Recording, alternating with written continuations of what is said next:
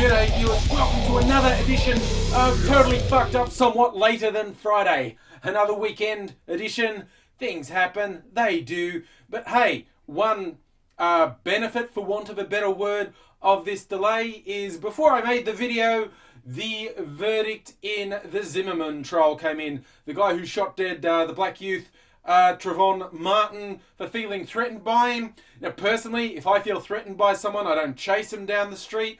But yeah, the guy's been found not guilty on all charges. Everything thrown out, free man. A few people, a lot of people shocked by this. A few people saying quite stupid things. And I will say, with not counting anything else, anyone who says anything about vengeance and chasing and whatnot and retaliation, you're part of the fucking problem. You're not helping anyone.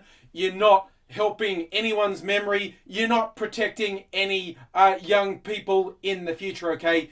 You're part of the problem.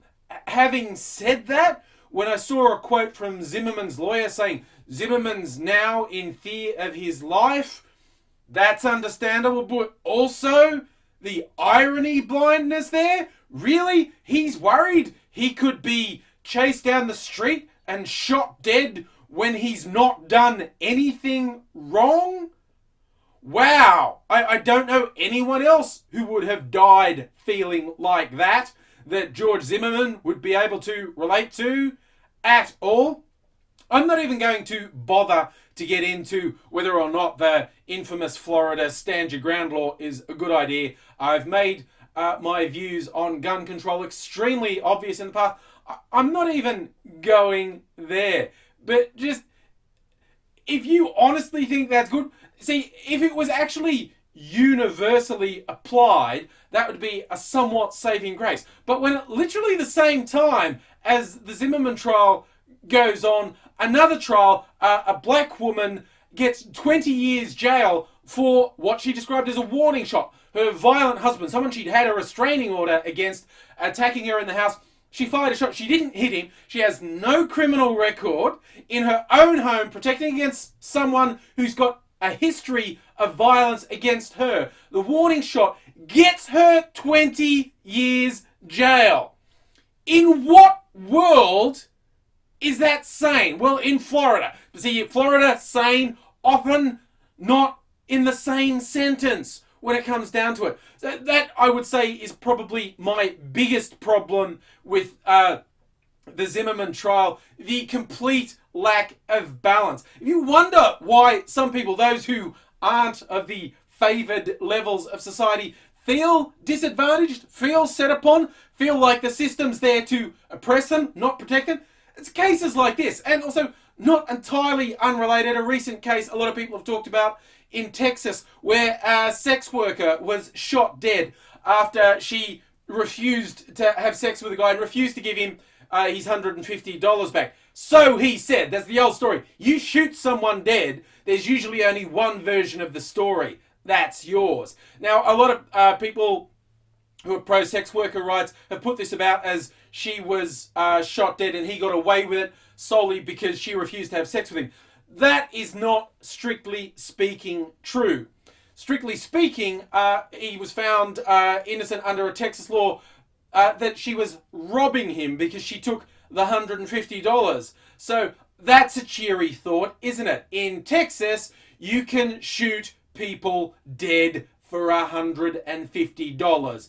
In Florida, you can shoot them dead if you feel threatened by them. Personally, and this is nothing, I'm not for a second suggesting Trayvon Martin was not capable of looking threatening. But if I was in my home and I saw someone threatening outside, I would stay the fuck in my home! I would not chase them down the street with a fucking gun! Nothing ends well if you do this, okay? And while I did say about the Texas sex worker case, technically it was about the money. Again, like Trayvon Martin was like, oh, it's not that he's black. Bull fucking shit. The fact that he was a young black man wasn't part of it. And the same deal.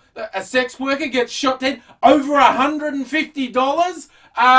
Really? Really?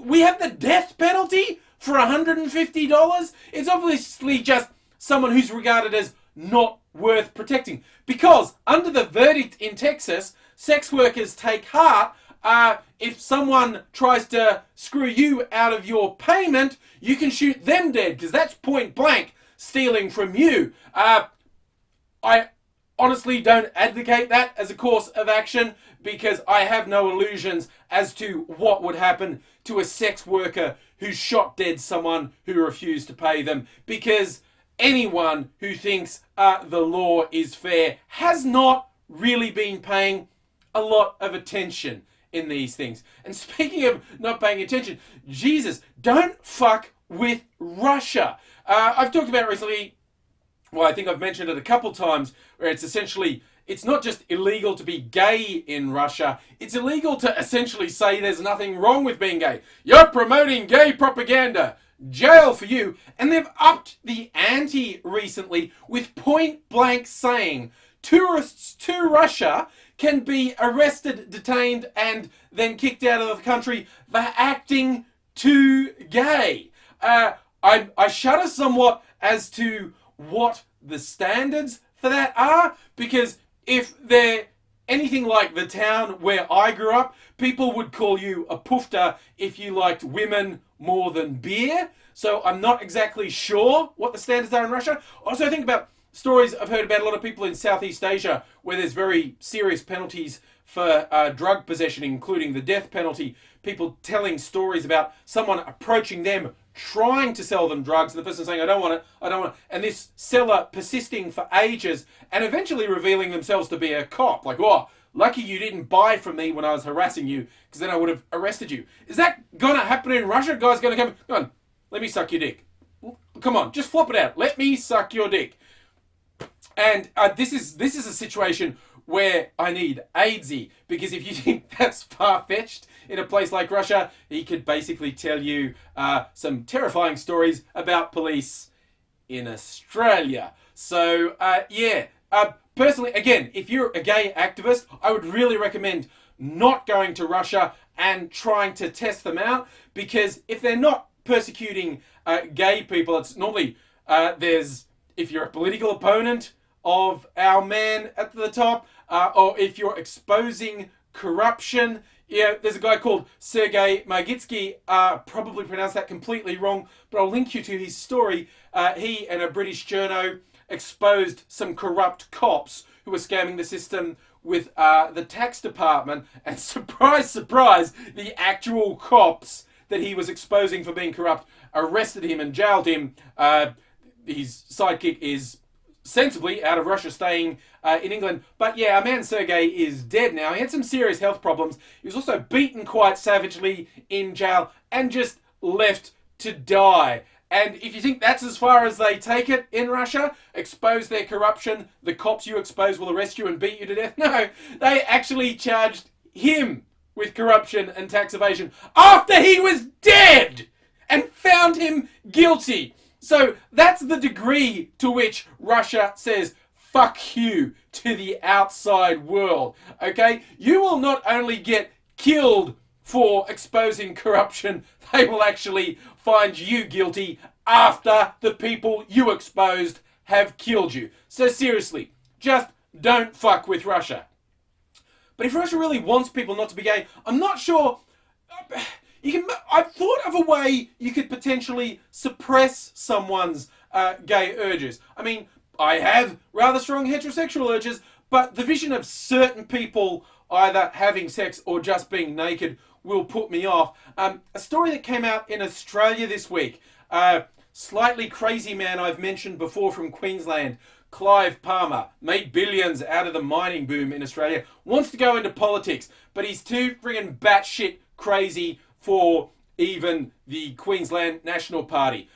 As a translation, it's like if you were in the US, it's like saying someone was too batshit crazy for the Tea Party, okay? He's that off the beam, okay? Now, he's complaining. He says what happened, he was going through an airport and he got singled out by the screening staff. It's like they were picking on him because he's the man and they want to get him, and they forced him to go through the nude body scanner ones, which he's asserted after this awful experience, if he gets elected Prime Minister, he will ban these. First, shut the fuck up, Clive. It makes me so fucking angry when someone talks about getting elected Prime Minister here. You know, Westminster Parliament, we don't fucking vote for Prime Minister. We vote for local member. And Clive is not even member of a political party, so he cannot possibly be in a situation where he's in a party where they have a majority and his party can make him leader, which would make him Prime Minister. It's not possible. Him saying, if I get elected Prime Minister, I'll ban this, is on a par with him saying, if the fairies that live under the toadstools at the bottom of my garden grant me the power, I'll make it legal. It's not fucking real. It's not going to happen. Shut up, Clive. But also, the other bit of this, he is actually claiming that people at the Queensland airport wanted to see, effectively, a nude body scan of him. I'm horrified at that possibility that someone wanted to see that. I suspect that's as real as his talk about being elected Prime Minister. But really, people and the security in the Queensland airports, if you wanted to scan Clive, I've got some issues, but seriously, if you save the scans, and we all know the machines save the scans despite the lies the proponents of them say, just send the scans to Russia, and if they think they're having trouble with uppity gays, they won't have to beat them to death in jail or torture them. Just show them the picture of Clive. Really? Really? Still gay? Are you? Are you really? Yeah, I know it's just who you are, but really? Really? Can't you feel... Okay, you're vomiting, that's a start. But yeah, seriously, Clive Palmer, shut the fuck up. You're an embarrassment. And I'm going to round off. I've already mentioned irony blindness once in this video, but this particular case, and we're going back to the US again, blew my mind. Like, often when I see politicians, and just to go with stereotypes, this is not uniquely this group, but the easiest to find and most extreme examples I see are often conservative politicians in the US. It happens everywhere in all political stripes, but really, these guys, it's shooting fish in a barrel. Now, recently, Wisconsin became another in a cavalcade of states trying to stop women being able to choose to have an abortion, even when there's some medical necessity behind it. They're another one who's passed a law saying they're forcing a woman to have a transvaginal ultrasound. The woman has to have a probe inserted in their vagina to do an ultrasound of the fetus. They have to watch the fetus. The doctor's meant to point out a heartbeat to him. This is meant to guilt the woman into not wanting an abortion. It's clearly just meant to make the whole process so offensive, so intrusive, and so time-consuming that because these people don't even have the guts to say we're trying to ban abortion, that it's effectively banning it without them breaking the law by banning legal medical procedure. But, I mean, just think about that one for a second. Like, the number of women, like, how about if you were a rape victim and that was why you wanted the abortion, and this law said, oh, someone is now going to forcibly stick a probe in your vagina. No triggering going on there, okay? Nothing to worry about. It's all so you can make an informed choice. That's the phrase they said. They want women to make an informed choice. Now, comedian Sarah Silverman followed up with, she would like to help the Wisconsin governor make informed choices by anally probing him whenever he had to think about something. She'd like to jam an anal probe up him so he could make an informed choice, because he apparently thinks being forcibly probed helps you think. Now, after she did this, a Democrat actually retweeted her tweet. Now, I would say ill-advised. I don't think politicians should really get in when comedians are getting in amongst it. But his potential lack of judgment pales into insignificance when the Republican Party actually put out a press release that said he was advocating the rape of the Wisconsin governor. And this is unacceptable. Let that sink in. The people who are passing a law that forces women to submit to a probe say, joking about submitting a probe to the governor is actively advocating rape. I'm at a loss. How does someone do that? How does someone's brain just cease to function? I often think with these things, there's a combination of they hold the public in complete contempt and have no qualms about saying mindless shit. You look at the people who put themselves up for nomination for the Republican presidential candidate in the last cycle. Utter fucking idiots. Telling outright lies. Talking utter shit. They clearly hold the public in absolute contempt. But I also think there was an actual disconnect. It didn't occur to them that they were saying a joke about an anal probe is advocating rape while they are forcing women to submit to a probe. And it didn't fucking occur to them that they just answered their opponent's question like, yes, we are forcing medical rape on these women by our own words, but we just don't give a fuck. These are the people in charge of political parties. These are the people making laws. These people are utterly, utterly, utterly fucked up.